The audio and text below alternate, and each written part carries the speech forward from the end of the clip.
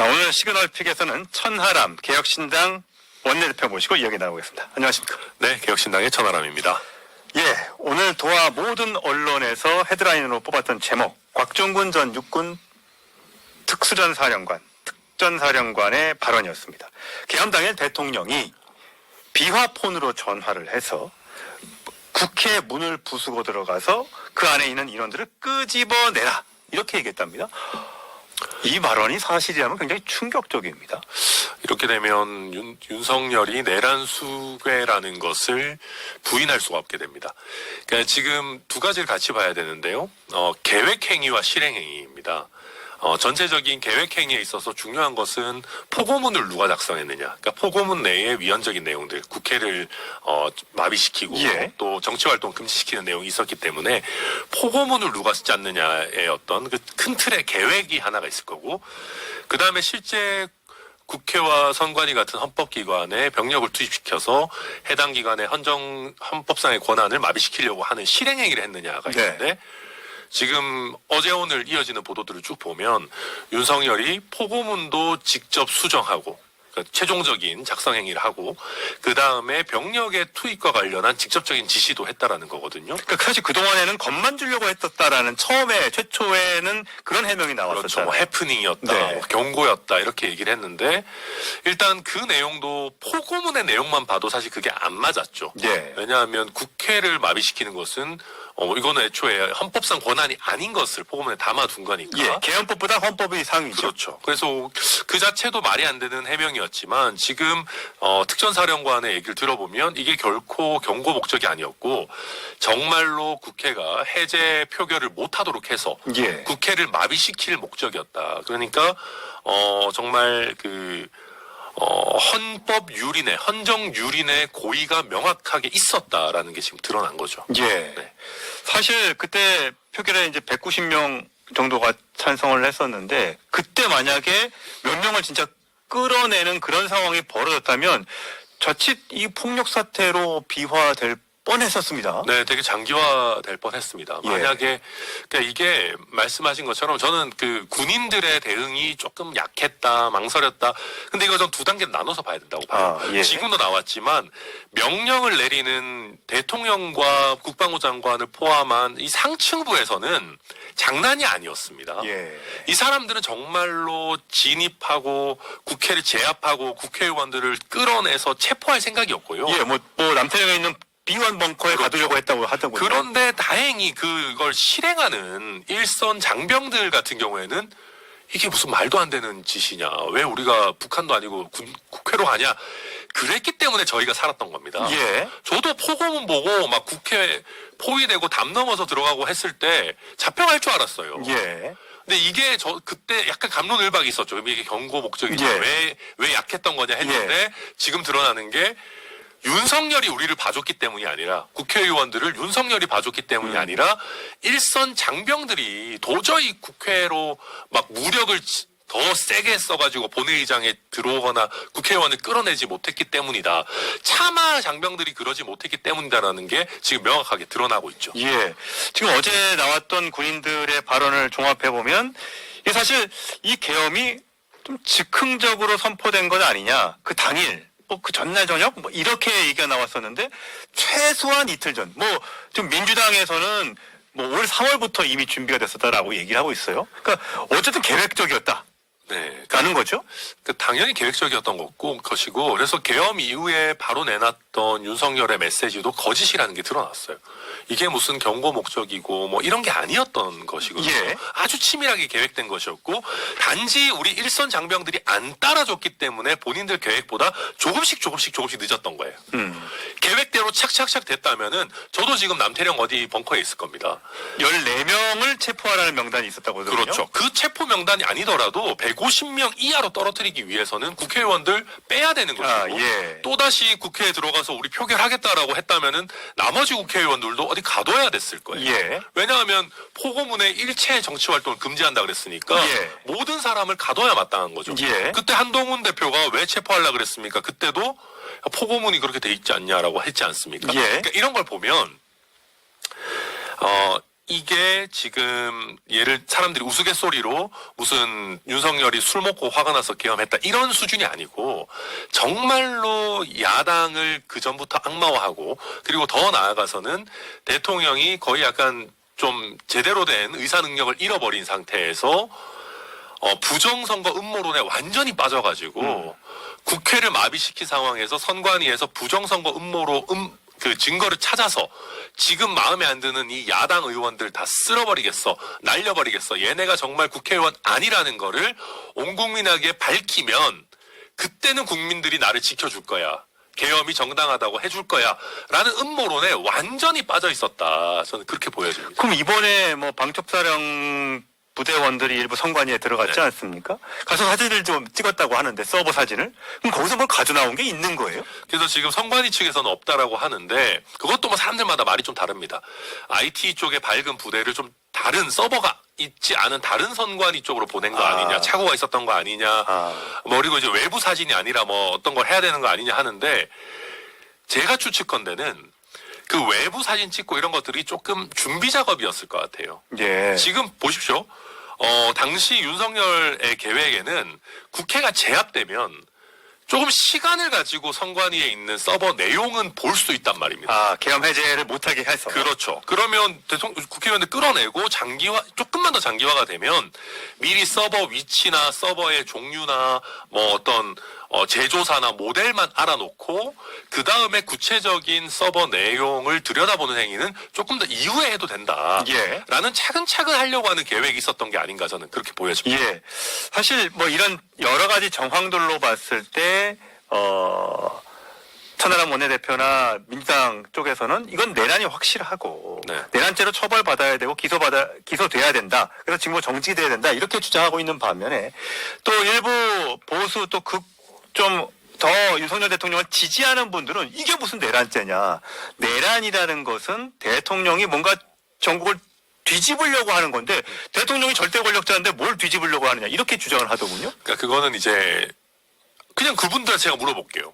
윤석열이 지금 현재 절대 권력자입니까? 본인이 하고 싶은 거 다 할 수 있습니까? 안 되잖아요. 예. 법안도 본인 마음대로 통과 못 시키고 예산도 야당이 삭감하고 뭐 국무위원들 탄핵도 당하고 뭐 본인이 하고 싶어 하는 거 잘 못하죠. 그러니 그거를 빌미로 윤석열이 처음에 계엄할 때 이게 지금 야당이 국정을 마비시키고 있으니까 이 사람들 잘못하고 있고 내가 계엄을 한다 그런 거잖아요. 예. 그러니까 이게 다 모순인 겁니다. 그러니까 절대 권력이 있는데 이게 무슨 쿠데타냐 이게 아니고 말 그대로 대통령이 소수당의 여소야대 상황에서 권한을 헌법적으로 충분하게 본인이 느끼기에는 행사 못하고 있으니까 지금 헌법적으로 국민들이 나한테 선출해준 권한 이상으로 내가 절대 권력을 휘두르겠다라고 쿠데타를 일으킨 거거든요. 이게 말 그대로 친위 쿠데타인 거죠.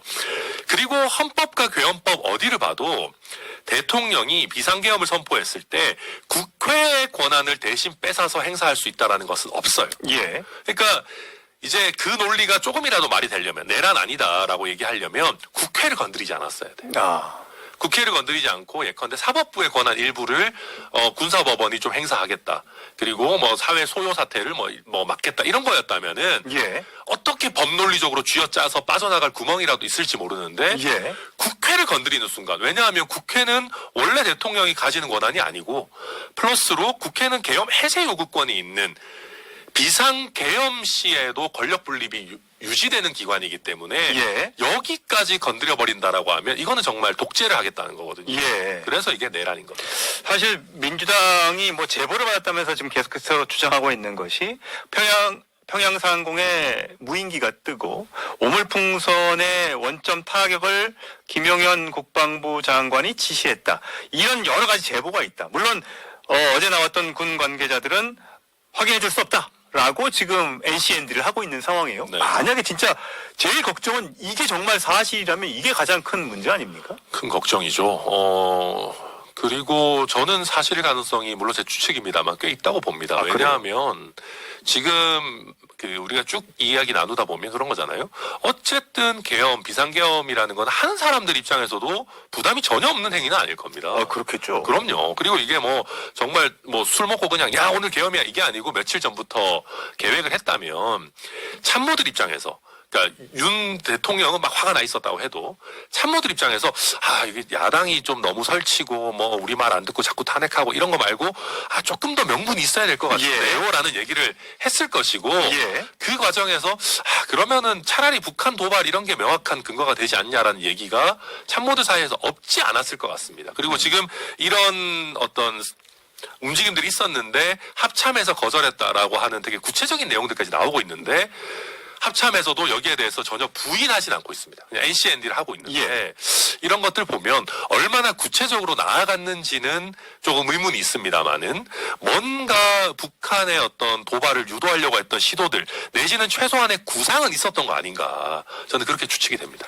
어쨌든 김용현 전 국방부 장관이 구속됐고 경찰청장, 서울청장 긴급 체포됐고 또 윤석열 대통령도 빠르면 뭐 이번 주, 늦어도 다음 주면 소환 조사가 있을 수도 있다라고 얘기하고 있는 상황이기 때문에 이런 어떤 정말 윤석열 대통령이 내란에 직접적으로 관여했는지 여부는 금방 나오겠죠? 금방 나올 거고요. 그리고 이거는 사실 수사가 거의 필요 없습니다. 왜냐하면 포고문이 나갔고 대통령이 직접 나와서 담화를 하면서 내가 비상계엄을 하겠다고 했습니다. 그리고 그 포고문 내용 자체에 국회의 정치 활동을 거의 막는 국회를 마비시키는 내용이 들어있어요. 그러니까 저는 그거 보면서 제가 사실 그 포고문을 보면서 제가 법률가니까 잡혀갈 수도 있겠다는 생각을 정말 했던 게 포고문만 봐도 내란이에요. 저는 포고문 보고 이거는 진짜 진심이라고 생각했어요. 왜냐하면 국회를 막는 건 불가능한 일이니까 헌법적으로. 헌법적으로 불가능한 일을 하겠다는 거는 무력을 쓰겠다는 거거든요. 논리가 아니고 무력을 쓰겠다는 거기 때문에 저는 굉장히 겁이 났습니다. 실제로. 그래서 이거는 헌법 좀 알고 법 좀 아는 사람들은 포고문을 대통령이 직접 작성을 했든 수정을 했든 아니면 최소한 결재를 했다면 이거는 내란이고 그걸 본인이 국민 앞에 담화를 해놓은 게 있어요. 그래서 수사가 사실 거의 필요가 없는 상황이고 나와서 지금 보면 김용현 법무부 장관은 자기가 좀 안고 가려고 하는 것 같은데 근데 그럴 수 있는 상황이 아니에요. 본인이 포고문도 본인이 초안을 썼다고 했고 뭐 최종 보여주고 확인한 것은 윤석열 대통령이 했다고 하잖아요. 거기 보면 진짜 전공의 복귀 관련해서 처다 나오잖아요. 그거를 과연 초안에 김용현 전 장관이 썼을까? 저는 그거는 윤석열이 했다고 봅니다. 왜냐하면은 이게 딱 보면은 포고문 보고 제가 며칠 전에도 이거는 무조건 윤석열이 썼다 생각한 게 윤석열이 가장 미운 사람들을 그냥 써놨어요. 국회, 특히 야당이 얼마나 밉겠습니까? 야당 악마처럼 생각하고 있을 것이고 또 지금 국정이 이렇게 탄력을 못 받는 가장 큰 것 중에 하나가 본인이 말하는 의료개혁, 실제로는 의료 대란인데 전공의들 뭐 조금 얘기하고 당근과 채찍하면 돌아올 줄 알았더니 아직 안 돌아오고 있어서 대통령 입장에서는 내 말 안 들어 이 제일 화가 나는 게 전공의들이거든요. 그리고 이거는 참모들이 했을 게 아닌 게 전공의 복귀 안 하는 전공의들 처단한다 하는데 그게 말이 안 되는 게 전공의들 이미 사표 쓰고 나갔어요. 그러니까 이게 만약에 참모가 그 밑에서 좀 했다면은 몇 월 며칠자로 전공의였던 자 뭐 이런 식으로 좀 다듬었을 거예요. 그러니까 이거는 제가 봤을 때는 그냥 증오와 부정선거 음모론에 눈이 먼 윤석열이 포고문을 처음부터 끝까지 본인이 썼든 김용현과 같이 썼든 본인의 증오, 내가 대통령으로 잘 못 나가고 있는 거에 대한 그 답답함을 직접 거기에 담아낸 거다 저는 보여집니다. 어쨌든 윤석열 대통령의 내란죄 여부는 검찰 또 국가수사본부 그다음에 공수처 등등에서 조사를 한다고 했으니까요. 좀 지켜보도록 하시고. 자, 이제는 윤석열 대통령의 시간이 얼마 안 남았다는 분석이 나오잖아요. 저희는 어제 국민의힘에서는 TF까지 띄워서 2월, 3월, 4월, 5월 조기 하야 그다음에 조기 대선을 띄웠습니다만 결국 동의를 얻지 못했고 어제 저녁에 채널A 단독 보도를 통해서 전해드렸던 용산 대통령실은 하야보단 탄핵을 원한다라고 얘기했습니다. 자, 그 이유는 뭘까요? 지금 이준석 의원이 그런 얘기 하더라고요. 윤석열 지금 정신적인 상황이 약간 막판에 한탕을 노리는 도박꾼 같다. 지금 거의 판돈을 다 쓰고 이제 마지막으로 올인을 했다가 이제 거의 끝났는데 이제 헌법재판소의 탄핵 심판 과정에서 마지막 역전을 또 노리는 그런 약간 도박꾼 같은 심리. 헌재에서 뒤집을 수 있다. 그렇죠. 그 가능성이 없지 않다고 스스로 생각할 겁니다. 왜냐하면 본인들의 정신 상태에서는 대통령이 헌법에 써 있는 비상계엄 권한을 했고, 예. 우리가 뭐 실제로 국회의원을 잡아갔냐, 우리는 뭐 국회에서 해제되니까 실제 해제해줬고, 예. 이게 무슨 탄핵 사유냐라고 자기들끼리 생각하고 있을 겁니다. 예. 그렇기 때문에 일단 첫째로 헌재에서의 기각을 노려볼 만하다라는 생각이 있을 것이고, 두 번째로는 하야를 하게 되면은 즉각 구속이 될 겁니다, 아마. 그리고 하야를 언제 하느냐를 둘러싸고 오히려 국민의힘 내부에 이런 어떤 이런저런 계파 갈등이 있게 되면은 본인을 지켜줄 세력이 점점 더 줄어든다는 생각도 했을 거예요.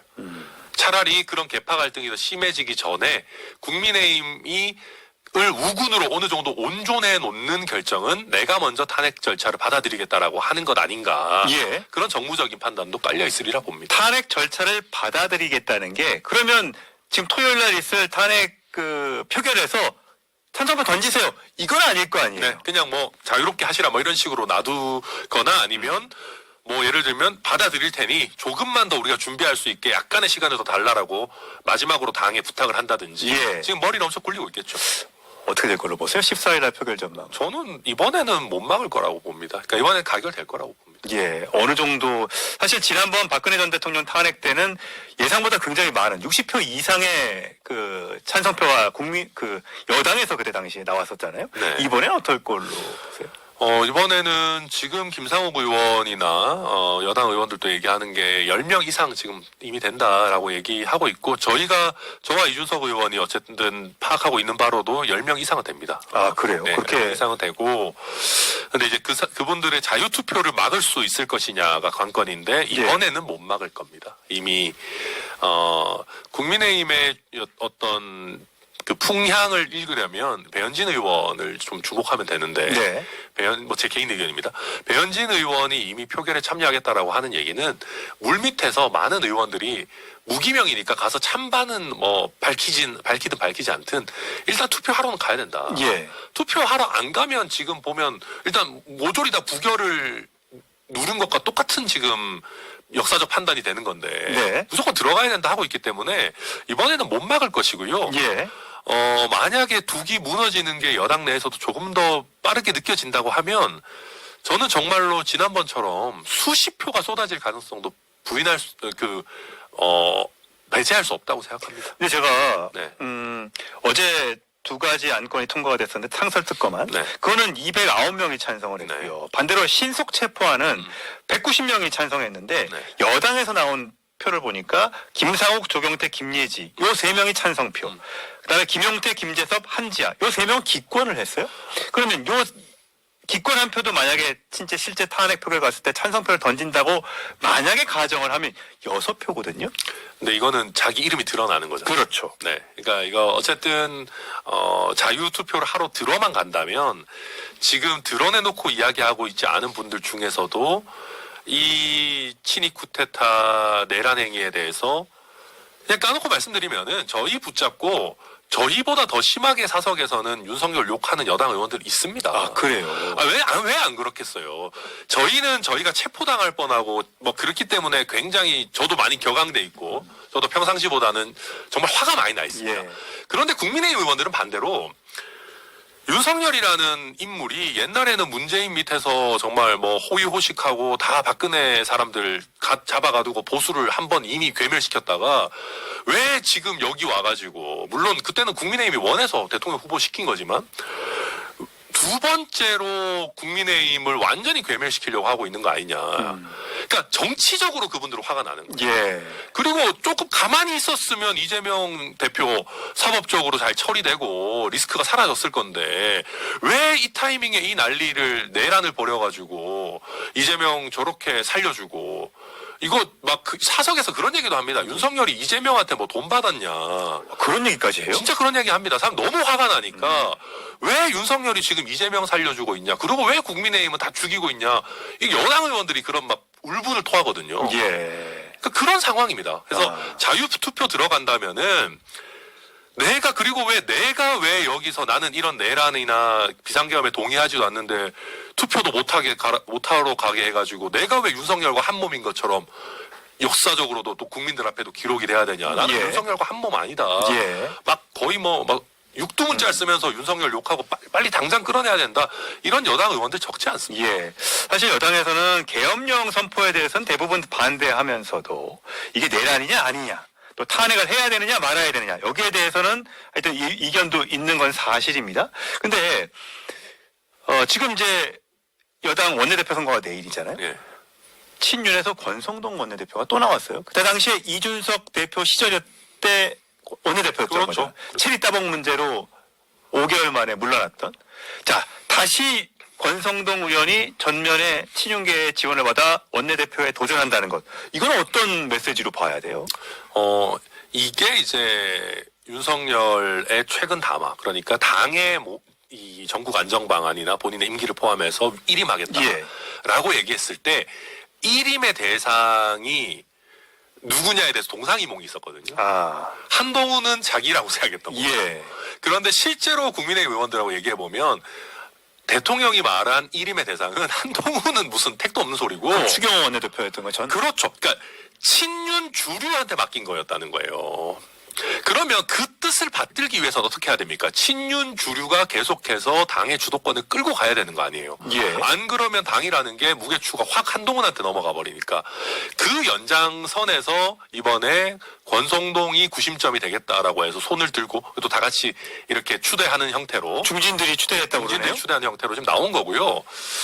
그리고 아마 그런 것도 있었을 겁니다. 권성동 원내대표가 약간 야구로 치면은 지난번에는 1탄핵 성공이 있었죠. 1탄핵이 있었고 예. 이번에는 1피탄핵이 될랑말랑하는 상황에서 역설적으로 탄핵 절차를 한번 앞에서 이끌어 본 사람이니까 그걸 대응하는 것도 나름대로 노하우가 있지 않겠느냐. 그런 심리들도 깔려 있는 그렇죠. 거라고 박근혜 전 대통령 탄핵할 때 탄핵소추위원장이었죠. 네, 예, 선봉에 검사 있었죠. 측이었죠. 그렇죠. 예. 네. 이번엔 반대편에 서서 좀 막아봐라. 네, 그런 것 같습니다. 그렇다면 지금 이제 비윤 쪽에서는 김태호 후보가 사선에 김태호 후보가 나와서 내일 표대결을 할 텐데 어떻게 될 걸로 보세요? 일단 친한계의 빈약한 인재풀이 드러난 거죠.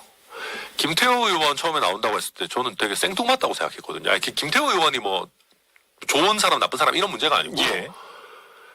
친한 핵심도 아니고 그리고 별로 국민들이 보셨을 때 막 개혁적인 이미지는 아니잖아요.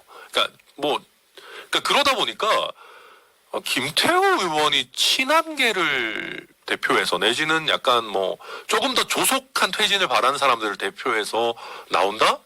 되게 생뚱맞거든요. 예. 그러니까 이게 무슨 얘기냐면 한동훈이 내세울 만한 사람도 제대로 없다는 거예요.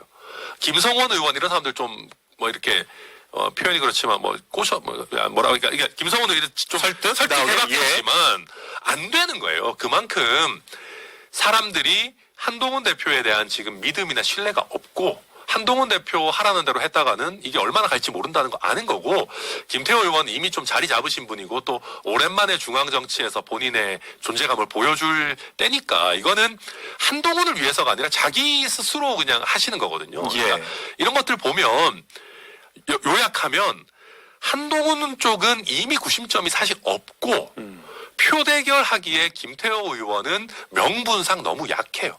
저는 압도적으로 권성동 의원이 승리할 거라고 생각합니다. 그렇게 되면 한동훈계는 지금 한동훈계에서 선출직 최고위원을 한 명을 장동혁 의원을 반대로 가서 결국은 한동훈 대표를 물러나게 한다. 한동훈 체제를 무너뜨리려 한다. 이런 얘기가 나오잖아요. 그럼 그게 현실화될 수 있다는 거예요. 저는 가능하다고 보는 게요. 한동훈 대표가 두 가지를 다 잃었어요. 첫째는 실질적인 권력입니다. 당내 당 지배력. 원래부터 별로 없었어요. 좀 약했어요. 그런데 그럼에도 불구하고 어쨌든 한동훈 체제가 지금까지 온 건 뭐냐 하면 국민들의 열망이 있었어요. 최소한 보수 진영 지지층에서의 한동훈 정도는 지켜야 된다. 넥스트 다음 희망이다. 라는 게 있었는데 이번에 한덕수 한동훈 담화를 하면서 그것도 많이 깨졌어요. 그러니까 개혁적으로 국민들만 보고 갈 거였으면 쭉 그 길을 갔었어야 되는데 너무 오락가락했어요. 그러다 보니까 지금 한동훈을 따른다고 여겨지는 친한계 의원들도 지난번 담화를 보면서 실망을 너무 많이 했어요. 그런 위헌적이고 명분도 없고 실제 가능하지도 않은 소통력 노릇을 하려고 했구나. 그리고 본인이 권력을 잡기 위해서 빨리 조기에 직무 정지시키고 위헌적 계엄을 한 사람이고 위험하고 이랬던 사람의 실제 어떤 임기를 연장하는 결정을 한동훈 했구나. 그 점에서 국민들의 열망과 더 넓게 봐서는 명분을 잃어버렸어요. 예. 그래서 이제는 한동훈 대표는 좀 설 자리가 없고 친한계 의원들도 친한계 의원들의 신망을 많이 잃어서 김상욱 의원 같은 분이 치고 나오는 것도 한동훈만 믿고 바라보고 뭔가 결단을 내리도록 해서는 안 되겠다. 그러니까 친한계 의원들이 그러잖아요. 우리가 그냥 하겠다. 한동훈이 뭐라고 하는지 상관없이 우리가 직접 결정하겠다. 예. 그 말은 친한계에 대한 지배력도 이제는 상실한 상황이다. 보여집니다. 예, 어쨌든 간에 지금 개혁신당에서 바라보는 국민의힘 사태, 그리고 또 윤석열 대통령의 내란 관련된 혐의, 여러 가지 사안을 좀 짚어봤는데, 내일 일단 국민의힘 원내대표 선거가 있으니까 그 결과를 좀 지켜보도록 하시죠. 지금까지 개혁신당 천하람 원내대표였습니다. 고맙습니다. 감사합니다.